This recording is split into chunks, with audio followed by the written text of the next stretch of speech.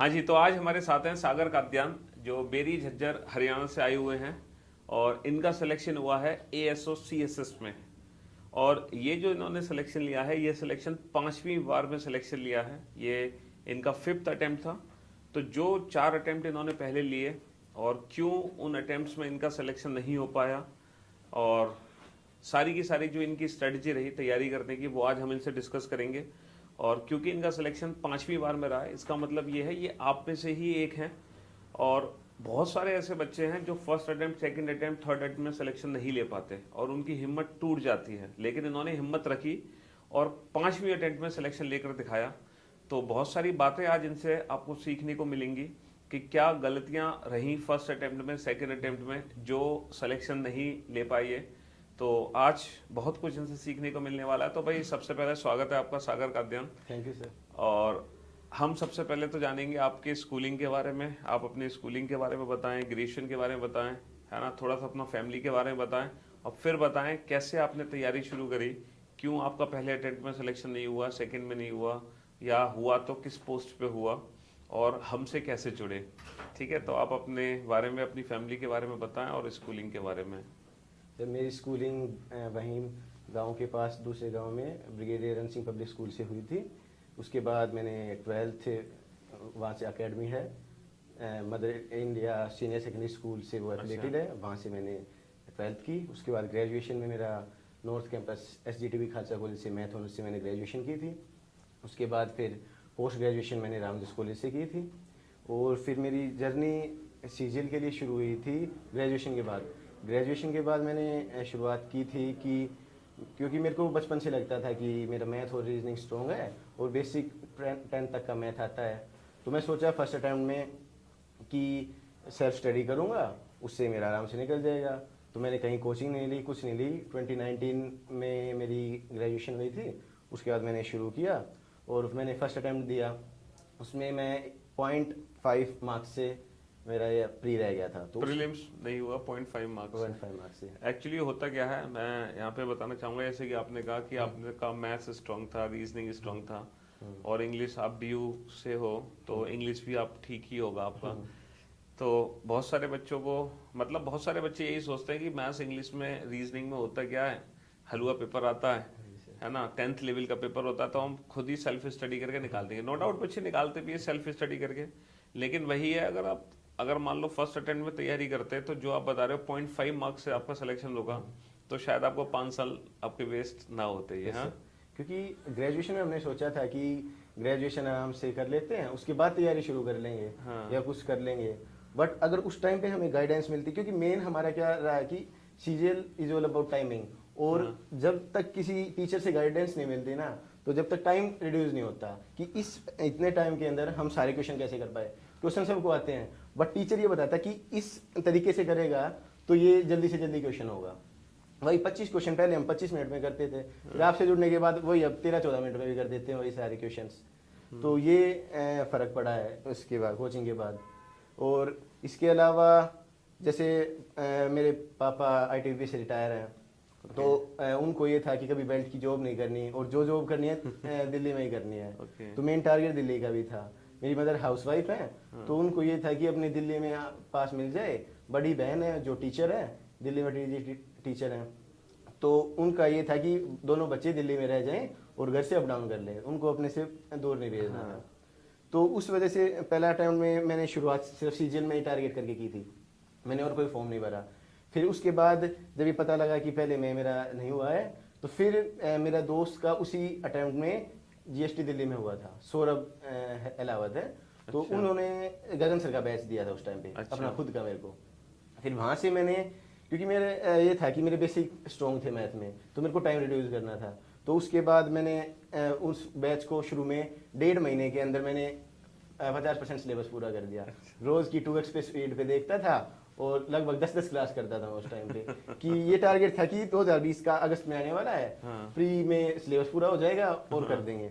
But फिर वही हुआ, वो सिलेबस आधा ही हुआ था और फिर प्री तो बढ़िया हो गया, प्री में बढ़िया मार्क्स आ गए। बट उसके बाद फिर वही हुआ, जब तक मेंस जा रहा था तो फिर सिलेबस पूरा नहीं हुआ था, तो प्रैक्टिस नहीं हुई। सिलेबस तो मैंने फिर पूरा कर लिया, अगले 2 महीने और लगा के पूरा सिलेबस कर लिया। बट प्रैक्टिस नहीं हो पाई। तो उस प्रैक्टिस ना होने के कारण मैथ में मेरा स्कोर नहीं बना। यानी कि पहले अटेम्प्ट में आपको सक्सेस इसलिए नहीं मिली क्योंकि आपने सिलेबस नहीं किया था, आपके पास ट्रिक्स नहीं थी। कंसेप्ट तो थे, कंसेप्ट थे, बेसिक कंसेप्ट थे जो सबके पास होता है, लेकिन ट्रिक्स आपके पास ना होने की वजह से टाइम नहीं रिड्यूस कर पाए।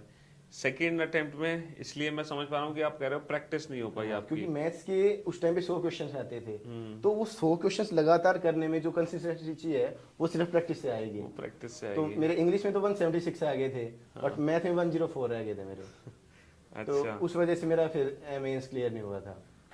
फिर तीसरे अटेम्प्ट में जाके उस टाइम ये भी हुआ था, सेकंड में मेरी बहन की शादी थी, तो उससे जस्ट 10 दिन पहले मेरा पेपर था। अच्छा। तो उस वजह से मेरा थोड़े बीच में थोड़ा शादी में डिस्टरबेंस हुआ था। और जो मेरा सेंटर था सिर्फ वही था पूरे इंडिया में जो मेरिट सेंटर आया था जिसका पेपर कैंसिल हुआ था वो लेट हुआ, तो उसकी वजह से डिस्टरबेंस हुआ था। ओके। तो बाद में हुआ। फिर उसके बाद तीसरे अटेम्प्ट में मेरा सिलेबस बढ़िया हो गया था, प्रैक्टिस भी मैंने पूरी कर ली थी, पिनेकल से प्रैक्टिस की थी मैंने, जैसे PYQ से। और फिर गगन सर का जो वो आती है मेंस की बुक आती है, तो उससे मैंने मेंस के लिए तैयारी कर ली। और फिर उसके बाद थर्ड अटेम्प्ट में जैसे उस टाइम डिस्क्रिप्टिव होता था, मेरे डिस्क्रिप्टिव में 38 मार्क्स दिए, तो उस वजह से मेरा फिर अगले में लिस्ट में नाम नहीं आया तीसरे अटेम्प्ट में। फिर चौथा अटेम्प्ट में फिर सिलेबस चेंज हो गया, पैटर्न चेंज हो गया। उसके बाद मेरा ये हुआ क्योंकि मेरा बेस्ट था रीजनिंग, पर रीजनिंग अगर मेंस में आ रहा है तो मेरे लिए बहुत बढ़िया था। तो फिर उसके बाद अगले में मैंने रीजनिंग सब कुछ किया, तो मेरे को रीजनिंग में वो क्वेश्चन आ गए जो पहले नहीं आते थे, जैसे एनालिटिकल रीजनिंग के स्टेटमेंट, आर्गुमेंट, कंक्लूजन वाले क्वेश्चन। हाँ, और ये क्वेश्चन अगर आप गाइडेंस किसी के अंडर नहीं ले रहे ना, तो आप बचपन से नहीं करते आ रहे इन क्वेश्चन को, इन क्वेश्चन को अंडर नहीं कर पाओगे, जैसे वो होते हैं कोज एंड इफेक्ट वाले क्वेश्चन। तो उस वजह से मेरे 3 क्वेश्चन रीजनिंग में उस टाइम गलत हो गए थे, सिर्फ यही क्वेश्चन गलत हुए थे। तो उस बार भी मेरे को ASO CSS उस टाइम भी चाहिए था, तो एक क्वेश्चन से उस टाइम रह गया था। इसका मतलब चौथे अटेम्प्ट में आपका सिलेक्शन तो हुआ, हाँ, लेकिन रीजनिंग के चक्कर में आपको मनचाही पोस्ट नहीं मिल पाई। मैंने इनकम टैक्स दिल्ली में TA की ली थी उस टाइम पे। इसका मतलब यह है कि आप 5वें अटेम्प्ट में मुझसे जुड़े। हाँ, फिर 5वें अटेम्प्ट में आपसे जुड़ा मैं। फिर जो मेरा ये क्वेश्चन ये था वीक पार्ट, जैसे एनालिटिकल रीजनिंग हुआ, कैलेंडर हुआ, क्लॉक हुआ, जो मतलब मोस्टली हम नॉर्मल अपने बचपन लेवल से नहीं पढ़ते आ रहे, वो मैंने फिर आपसे किया। और इस बार मेरा रीजनिंग में 82 मार्क्स तो रो थे, और शायद और बड़े होंगे जितना मेरे को उम्मीद है। और एक क्वेश्चन जो गलत हुआ है वो कैब का क्वेश्चन था रीजनिंग में, बाकी रीजनिंग 30 में से 29 आपके क्वेश्चन ठीक थे। और जो कोज एंड इफेक्ट वाला था वो आपके मैंने पहली 1 मिनट की वीडियो देखी थी, उससे मेरा वो क्वेश्चन ठीक हो गया था। तो उसके बाद मेरा ये हो गया था आपसे जुड़ना मेरे को, और फिर उसके बाद मैंने अब की बार मेरे को ASO CSS मिल गया। Very good. तो भाई आपने देखा कि इन्होंने फर्स्ट अटेम्प्ट दिया, सिलेक्शन क्यों नहीं हुआ? क्योंकि इन्होंने सिलेबस तैयार नहीं किया था। इनको कॉन्फिडेंस था कि भाई बेसिक कंसेप्ट्स मेरे सारे क्लियर हैं और वो बहुत मैं आसानी से पेपर कर लूँगा, लेकिन ट्रिक्स ना पता होने की वजह से रह गई है। दूसरे अटेम्प्ट में इन्होंने सिलेबस किया, लेकिन कंप्लीट सिलेबस नहीं किया, सिर्फ 1-2 सब्जेक्ट इन्होंने तैयार किया और फिर प्रैक्टिस भी नहीं कर पाए। थर्ड अटेम्प्ट में डिस्क्रिप्टिव की वजह से इनका बैड लग रहा। फोर्थ अटेम्प्ट में जो रीजनिंग ये स्ट्रॉन्ग पार्ट मान रहे थे, उसी ने ही इनको धोखा दे दिया। फिर फिफ्थ अटेम्प्ट में जब इन्होंने सारा सिलेबस किया, प्रैक्टिस की, तब जाके ये मनचाही पोस्ट ले पाए हैं। तो भाई मेरे अकॉर्डिंग तो कहना यही है, और हम कहते भी हैं कि सबसे पहले सिलेबस कंप्लीट करो अपना। आप किसी भी एग्जाम की तैयारी करो, सिलेबस कंप्लीट करना बहुत ज़रूरी है। अगर आप सिलेबस नहीं करोगे तो सिलेक्शन नहीं होना। हो भी सकता है सिलेक्शन बाई लक, लेकिन ज़रूरी है पहले सिलेबस करो, उसके बाद प्रैक्टिस करो, और प्रैक्टिस ज़्यादा फोकस रखनी चाहिए प्रीवियस ईयर क्वेश्चंस की। भाई जिस आप एग्जाम को देने जा रहे हो, उस एग्जाम के प्रीवियस ईयर क्वेश्चंस आपको पता होने चाहिए कि पिछले 2 साल से 3 साल से इस एग्जाम में पूछा क्या जा रहा है, और उसी से रिलेटेड क्वेश्चंस एग्जाम में बनते हैं। और फाइनली देखो सिलेक्शन लिया है इन्होंने, तो कहने का मतलब है ज़रूरी नहीं कि हर बच्चे का पहले ही अटेम्प्ट में क्वालिफाई हो जाता है ना। तो आपको पेशेंस रखना पड़ेगा अगर लाइफ में कुछ हासिल करना। अगर आपको अपने ड्रीम, अपने मनचाही पोस्ट चाहिए, तो पेशेंस बहुत ज़रूरी है। 5वां अटेम्प्ट लगा, 5वीं बार, 4 बार सक्सेस, 3 बार तो बिल्कुल ही सक्सेस इनको नहीं मिली, चौथी बार मिली लेकिन मनचाही पोस्ट नहीं मिली, और 5th अटेम्प्ट में जाके इनका सिलेक्शन हुआ। तो पिछले 5-6 साल का इनका स्ट्रगल रहा, बट पेशेंस के साथ ये तैयारी करते रहे और फाइनली सेलेक्ट होकर आपके सामने है। बाकी अगर आप कुछ बच्चों को टिप्स देना चाहोगे, कुछ की पॉइंट्स, छोटी छोटी टिप्स अपनी तरफ से कुछ गाइडेंस बच्चों को देंगे तो आप दे सकते हैं। सर जैसे सबसे इम्पोर्टेंट है, एक तो कंसिस्टेंसी रखनी पड़ेगी। अगर बीच में आप थोड़े टाइम पढ़ रहे हो, फिर छोड़ रहे हो, 4 दिन पढ़ा, 2 दिन छोड़ा, फिर उससे आपका जो पीछे होने वाला वो भी टाइम नहीं हो पाएगा, वो भी कॉन्सेप्ट सारे आप भूल जाओगे, ना आगे का पढ़ पाओगे ना पीछे का पढ़ पाओगे।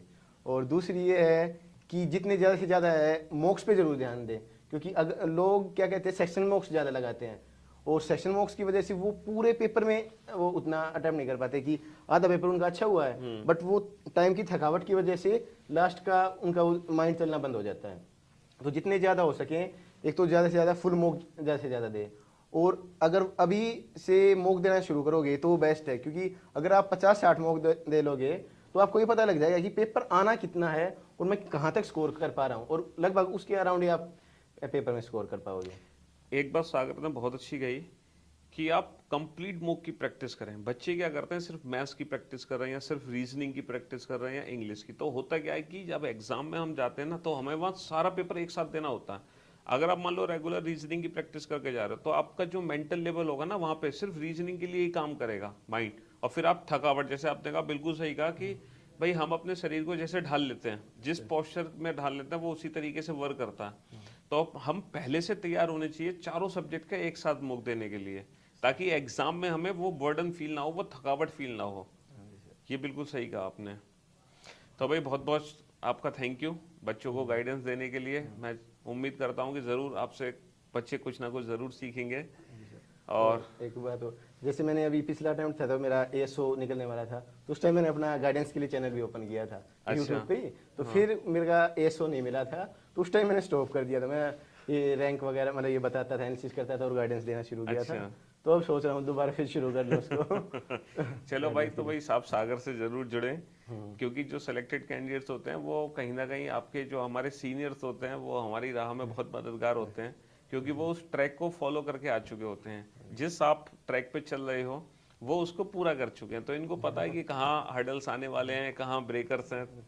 तो आप इनसे जरूर जुड़े। Okay, thank you.